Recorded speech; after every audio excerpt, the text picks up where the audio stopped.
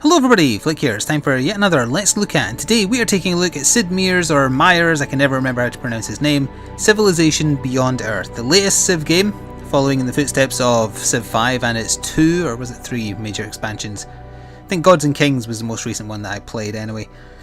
And yeah, it's a series I have played every single iteration of, at least as far as the main titles go. I spent the most time with Civ 2 and Civ 5, and the least time with Civ 3, I would say.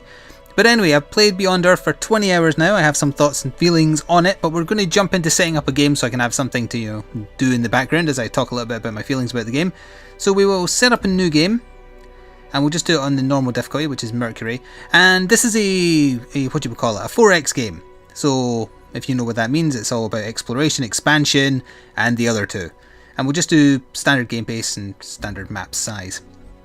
So traditionally up till now, the Civilization games have been that you are playing as a world leader for a particular nation or people, and you are trying to achieve victory through one of many victory conditions, which could be a cultural victory, domination just by being the last civilization standing, or you can find unity and form the UN, for example, in Civ 5.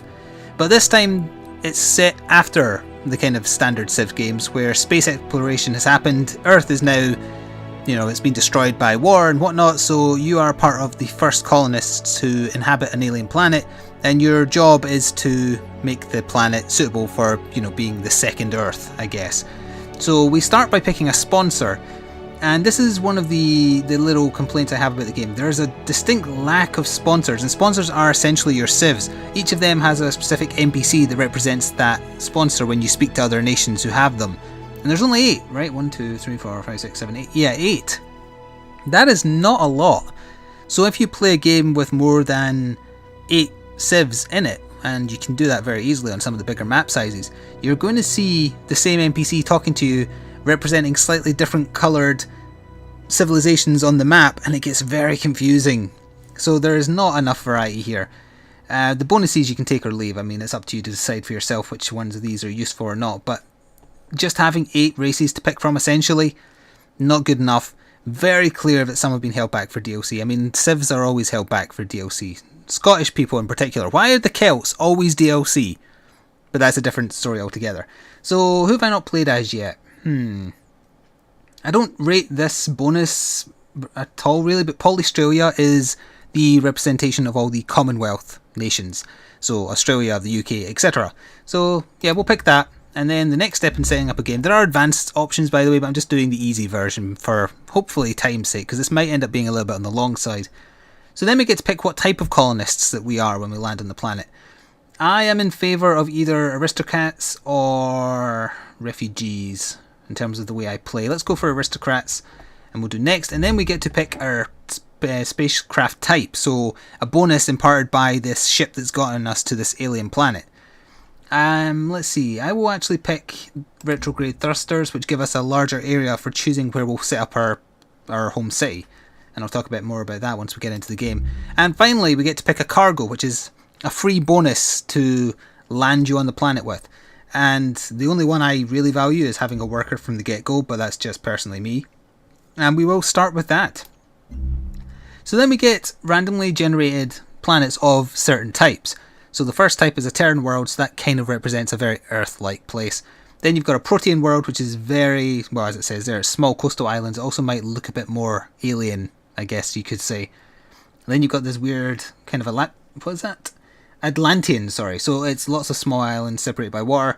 You've also got advanced worlds, which are DLC and such like. I haven't really touched that. And you have random. So what I usually do is I press on rescan for planets a bunch of times to get a bunch of new seeds. And then I'll just pick random anyway and see what we get. So I'll press start here, and then it'll be quiet during the load because it makes your PC freeze up a bit.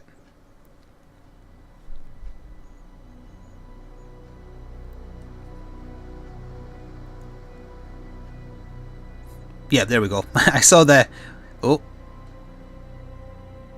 high encoding warning on OBS.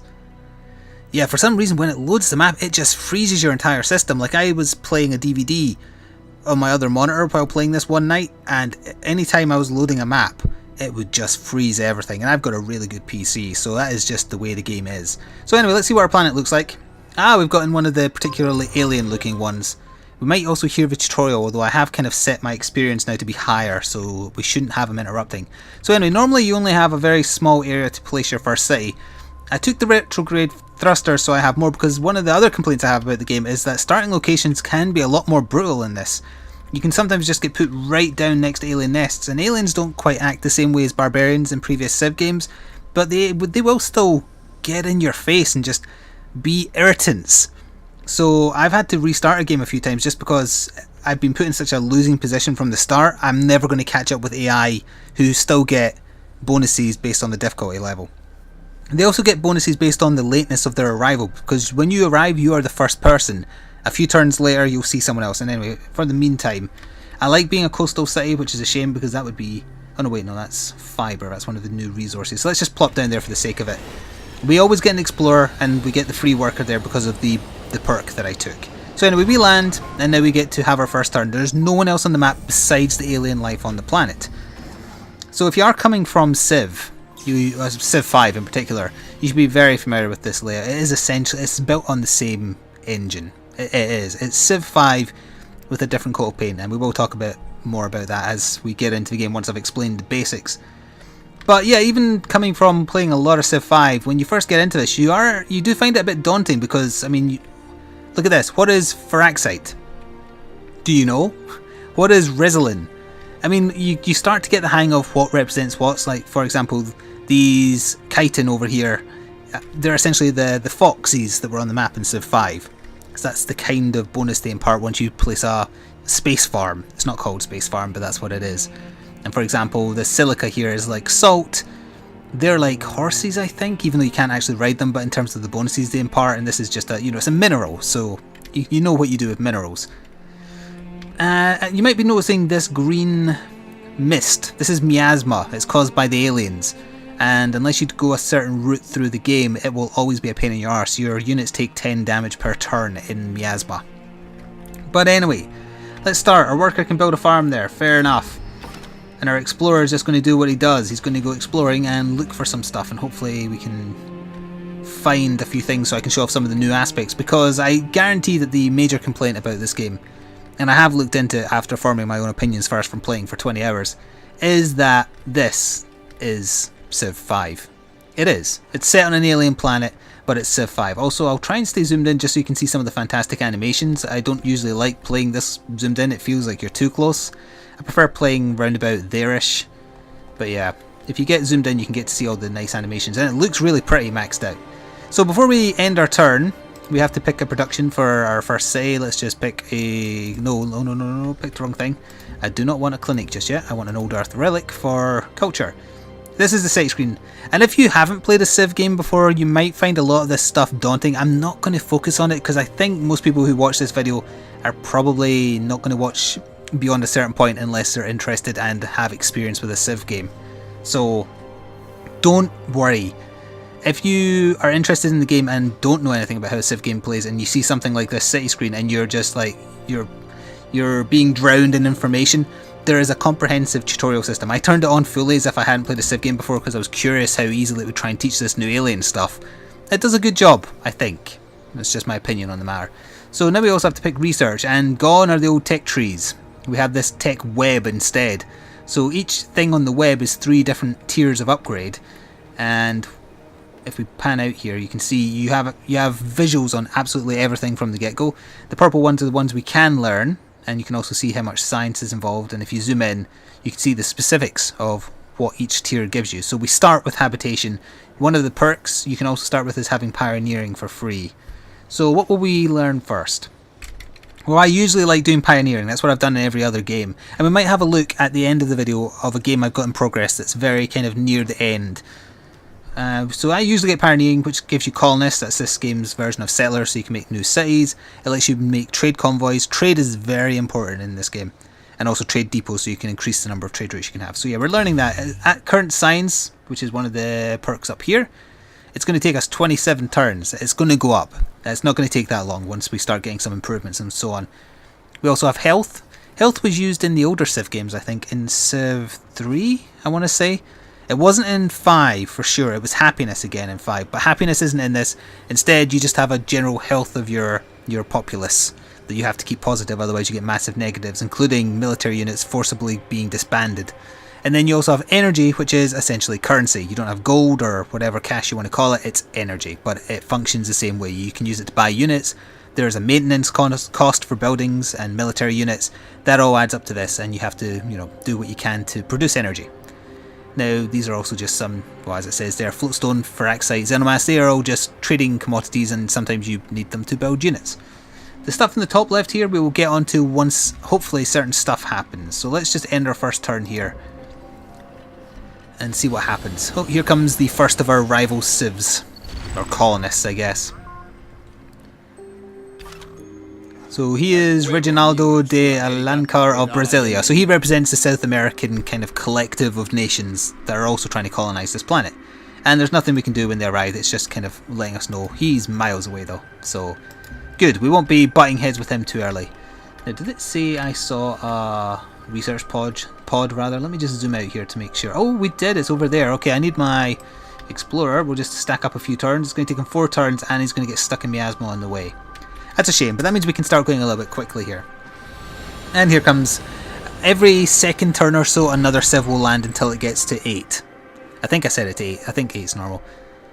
So he represents Africa and so on.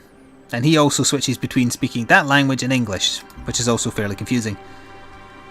So how have I found Beyond Earth? Well, to kind of bury the lead, I really like it. I found it as addictive as any other Civ game I've played. However, and there is a however, I can definitely see why people are angry at this game for the most part. It is Civ 5. It is. It feels like a expand. And I was going to say a mod, but no, that isn't fair. I think there is enough here that it's more than a mod.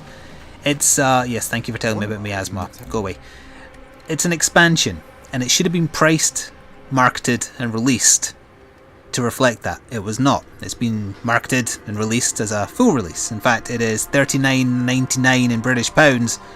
There was a dot in there. £39.99, not £4,000 on Steam. I got it for £10 less, I think, for pre-ordering, but it's a £40 game. And I can definitely see why people would have a problem with that upon seeing that it is technically Civ 5 with another coat of paint. Yes, I know, thank you, we got quests. So we raided that resource pod, which is dropped off from Old Earth. They could have any randomized thing. It could be energy, it could be culture, etc. Oh, hello, Susan Fielding. How may the corporation serve you? You can't serve me, go away. Right, so that's another complaint I have. Sometimes if enough things happen at once, say I finish a quest, get a resource pod, and a new civ lands, and a tutorial plays, all those messages will try and vie for priority. Audio will overlap, audio will replay, audio will cancel. So despite it apparently being a full release, I have noticed there's a lot of dodginess with some interactions. So we got that research pod anyway, and now we can carry on looking for something else. I definitely want to try and find a... I'm going to have to get you hurt again, sorry Mr. Explorer. I'm going to have to find an expedition site. But we got a quest, so that's something new and is very important in Beyond Earth. There has been a kind of event/quest system in previous Civ games, but not this in-depth. Quests have multi-tiers, they have multi-ways they can go depending on what you research, depending on how you act. You can ignore them. Some are required to get towards the many victory conditions, which are listed here. Transcendence, Emancipation, Contact, Domination, and the Promised Land. That is the victory conditions, and the methods you get to them are kind of shrouded in mystery a little bit based on your affinity, which we'll get onto soon. So I have a quest to find 2 resource pods. I found one, and I also to find an outpost, which will tick over to the next step once I get pioneering, which I will do eventually. So let's see if another civ drops in. Oh, and it's the Pan-Asian something or other. What are you called again? Pan-Asian Cooperative. There we are. You're irritatingly close to me for such a big map. Anyway, you need to move now. You're going to get hurt in miasma no matter what way I send you, aren't you? So our worker finished building a farm. Now let's have you build another one just for more food. Oh wait, no, that's production. You need food because it makes your city grow. If your city grows, the city boundaries grow. And then you also need to maintain your energy, as I said, and your science and your production so you can build buildings faster. And if you find any of this boring, then this is not the game for you, because that is what Civ is. It is building, expanding, conquering if you want, or living in harmony. And the aliens do throw in a a different mix, although some might argue not a big enough mix compared to previous games. And to kind of go back to what I was talking about before, I totally get it. I get that people think this should just be an expansion for Civ. Oh, hello aliens. So they shouldn't come after me unless I provoke them by getting too close, so let's try and cut this way and avoid them. But yeah, sorry, as I was saying, I get it, and I understand being pissed off, to be frank, that this is a full price game when it clearly is an expansion, and clearly in typical Firaxis fashion, stuff has been held back for DLC, although that isn't unique to them, I know, and certainly the Civ series has been really bad for that since Civ 3. Stuff gets held back. As I said, the Celts are always a DLC race, and I find that offensive, but they always are. They're always added in an expansion, they're never in the base game, it's only ever Elizabeth in the English. But whatever, we're not here to talk about that and any latent hatred I have for their methods. But still, the Civ games are always built with DLC in mind. And knowing that going into this, knowing that there will be DLC, there'll be DLC pointless races added, there'll be DLC, I don't know, they might re-add religion because that's not in this. I thought Affinity replaced it, but I heard rumours of religion being mentioned in the data files, who knows. But knowing that as well, I can definitely understand the vitriol. To kind of get back to the point, I keep on accidentally getting distracted and talking about other things. Oh, hello Explorer of the Pan-Asian Collective. That means you've probably searched all the way up there, so I should head south. But despite all the negatives that I totally agree with once again, I still like the game, and I've still played it. Now, would I happily go back to Civ 5? And that's the thing I've been asking myself. And you know what? Yeah, I'd be okay with it. I like the alien aesthetic. I like how this all looks unique and it's got different materials, and I love some of the units you can make later on, and we will look at a later save file later. But I'd be fine going kind of like the history route, and I think that's a thing people prefer to a certain extent. I think they like playing as Washington or Elizabeth or Caesar, and just seeing how a world will play out depending on what you do with that race or civilization, I guess. And that's interesting to people, whereas this is mysterious, yes, but then once you learn how the aliens work, and then you learn how the personalities of the various conglomerates work, for example, Poly Australia, the people I'm playing as, they are greedy bastards. Yeah, once you learn all that, once the mystique is gone, I don't think the same draw will be there as is going through the various stages of history. There is still evolutions to be had here, and that's, again, to do with Affinity, so let's hurry up and try and get to that. And we have a quest decision. These are just kind of random. Well, they're not random per se. You've got a chance of having them based on what you build or what you discover. So, let's see what this one is. This is a very common one I've had a few times. It's clear that the indigenous species of this planet may pose a threat to our growth. Though we cannot determine their intelligence, their hostility has been documented. Moving forward, we must decide how to deal with them. Do we attempt to domesticate the local wildlife or exterminate it? So we have our choice of domesticating or eradicating. And as you can see, if you hover over these, you can either get put on the path to harmony, supremacy, or purity. So the save file I'm going to show at the end of the video has been put towards harmony. So let's go to eradicate. Let's go to purity. So that will put us on a path. Now we can still steer away from that path. We're not stuck to it. And that's important to know. But if we look up here in the top left, because it doesn't look like I will find oh, actually we'll pan down here a little bit more. We might find a site to excavate. Why can't I move back on my own? Yeah, thank you. I thought I could. It's my damn city. But I guess we can kind of talk about it as we go. So instead of religion, there is affinities. Basically, as you saw there, dictating your desire for how you want this planet to go. Do you want to live in harmony with the aliens, even coexist? Do you want to remain 100% human and pure? Or do you want to kind of transcend humanity and the aliens and just kind of embrace technology? Those are the three paths, and depending on the path you pick, you get different perks. Like, for example, if we were to go to Supremacy level 1, our Explorer units can do additional expeditions, and I'm hoping I'll be able to show you what an expedition is, assuming what I can find down here is what I'm looking for. We have to do a virtue as well. Virtues are just your cultural perks. I can't remember what they were called in Civ 5, I'm blanking on the word. But this is also a different system. So you can either kind of go wide or go narrow here, and you're rewarded regardless. So we've got might, prosperity, knowledge, and industry, each focusing on a different thing. This is kind of like the tree for building stuff faster, this is the tree for researching stuff faster, this is the tree for growing stuff faster, and this is the tree for warmongers. But there's perks. So the more points you spend in an individual tree, the more you work towards a perk. Like for example, the first perk for 5 in the might tree is 5% strength and range strength for all your units, whereas the first perk for knowledge is 10% culture in every say. And the more you spend, the more perks you get. Also, the more perks in an individual tier, so tier 1, tier 2, tier 3, you spend also get you perks, like for example a free virtue or 10% production in your capital and 10% more money in your capital. So you can, if you want, stay in kind of like the low tier, get a bunch of perks doing that and also a bunch of bonuses from every tree, or you can focus yourself and go all the way down to the best upgrades. Like for example, this is Channeled Wrath, which this 10% strength increase based on, or sorry, on top of all the other ones you get if you go all the way down this tree is really good. And of course you would get the final synergy bonus, which is 10% to everything in every single city, which is really, really good.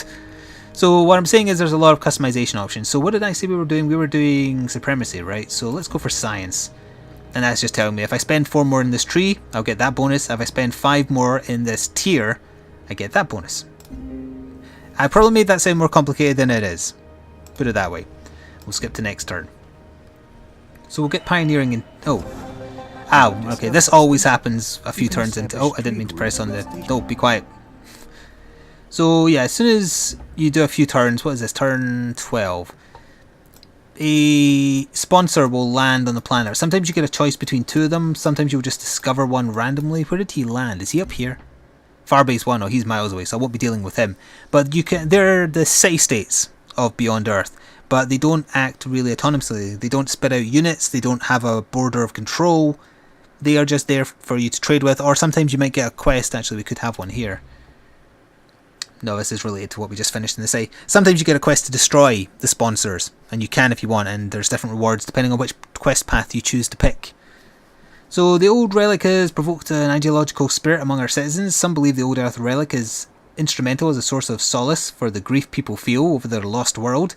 They want it left in reverent peace as a shrine. Others think it represents a valuable repository of traditional wisdom that must be studied and displayed publicly if humanity is to embrace their new home. So we can either leave it untouched or open it to the public. If we leave it untouched, any relic we build in any city doesn't require maintenance. That means it doesn't cost anything for us to own. Or we can open it to the public, which increases our culture. Let's go for culture. I can take the cash hit right now. I'm sitting on quite a lot. And you can hover over these to see the breakdown of what you're getting bonuses and negatives from. Good. So now we need to build something else with our worker.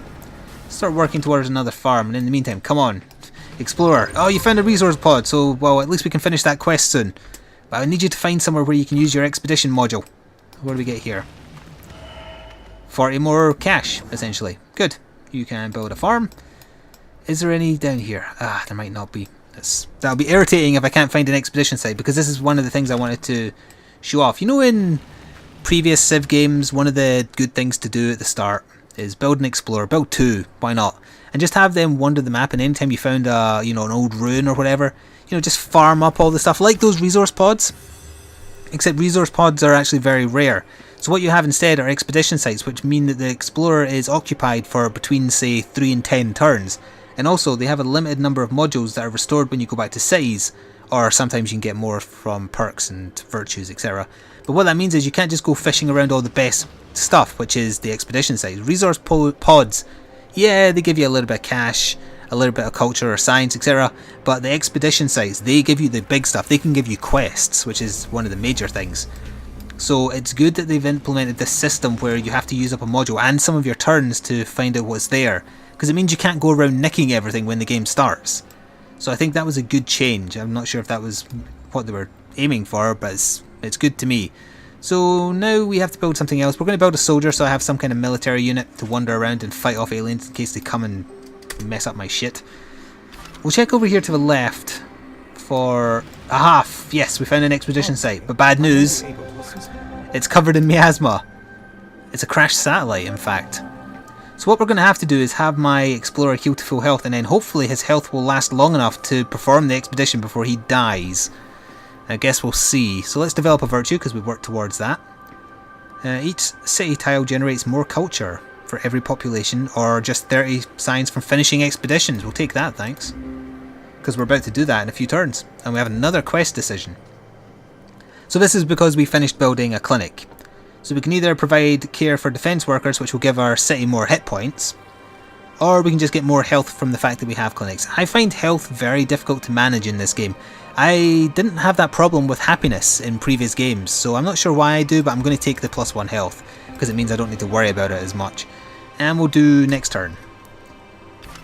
So we'll move you one step closer, make sure there's no one here to nab this, and then we'll have you heal, or fortify until you heal, and then hope that you don't die while I perform this expedition. So we got pioneering, and as per usual you get a quote when you finish a tech, and then you pick a new tech. And since we're not going to be playing this file much longer, I'll just pick physics because you get a ranged unit. Why not? I like ranged units, and we'll build a mine there, assuming we have time. So now I need to wait a turn or two until you're fully healed. Let's have you build a mine. So if I build a mine on this tile, it'll give it +2 more production. That's all that's happening there. Not going to go into any more detail because it's needlessly complicated if I do. Oh, another person arriving. I thought they were all here. 1, 2, 3, 4. Oh no, there was one missing. So who are you again? You are the Protectorate. I see. Okay, thank you for you. Thank you for you. Is that what I just said? I meant thank you for that. And next turn. Hopefully he'll be healed now so I can do this. Yes, right, so how many turns is this going to take? Oh, it's a 10 turn one. I think he might actually die before that, but sure, what the hell, we'll risk it. So this is him setting up his expedition. He will now carry it out. He will now also slowly die each turn because of miasma, and I'm hoping this crashed satellite... Oh, was that a sandworm I just... Oh god.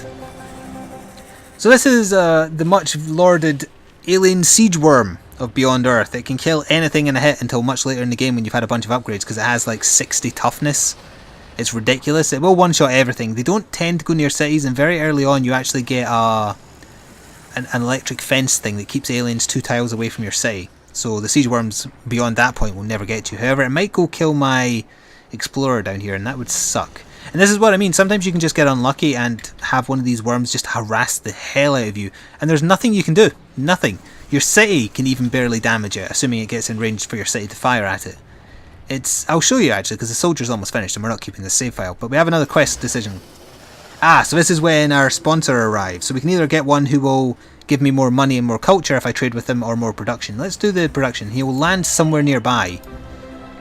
There. So now if I build a trade depot in Freeland, which I will do after the soldier builds, I can just send a trade convoy up like that, although they don't like going over miasma because they take damage.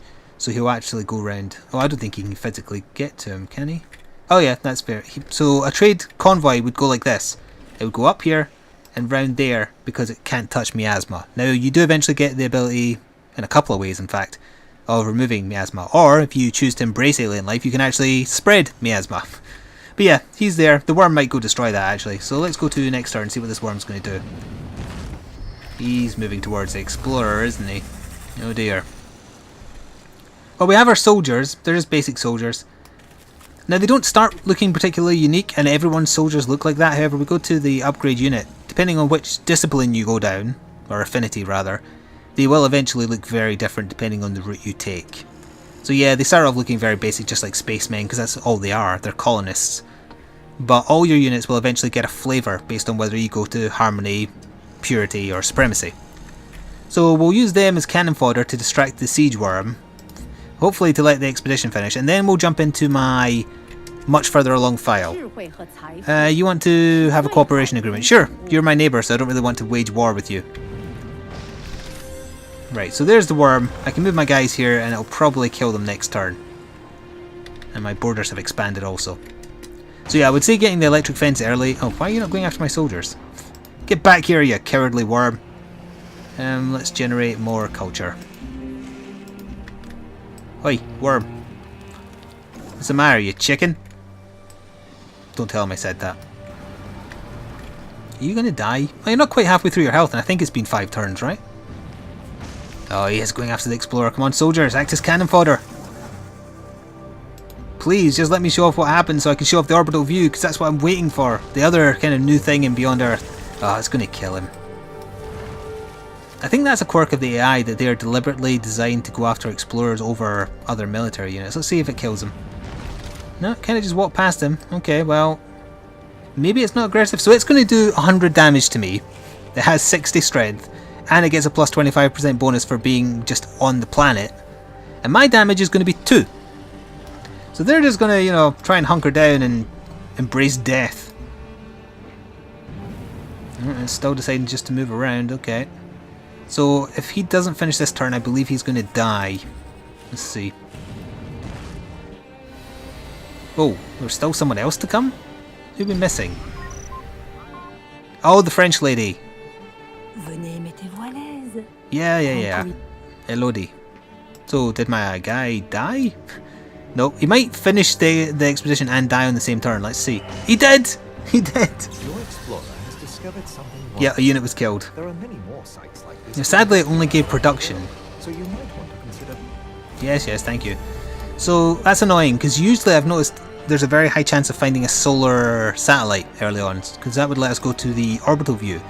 So orbital warfare is a thing in Beyond Earth. You can launch satellites that increase your production, that increase the healing of your units and their strength or their defense, that can cure miasma, that can spread miasma. So that's another new thing. Now, does that warrant full RRP £40 price tag? I guess we'll get to that, won't we? So yeah, if you want to avoid endgame spoilers, now is the time to leave the video, as I'm going to load up my save file that's in a game on turn 300. The game ends on turn 500, by the way, if no one has gotten a win condition before that. And that process usually takes between, say, 3 and 6 hours for someone to win, assuming you're playing to win and not just exploring and stuff. So I will have to be quiet again as it loads, because it will make OBS have a fit along with everything else on my computer, so give me a second.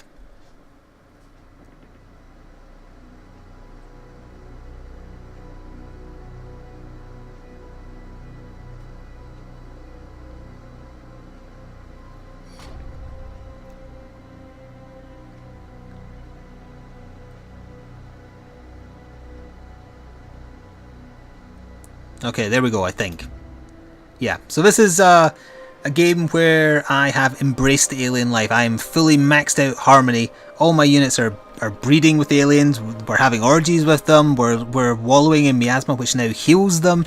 I've got soldiers riding the aliens, and I've got this guy who looks like something out of Warhammer 40k. It's the Xeno Titan, and it's the best unit in the game.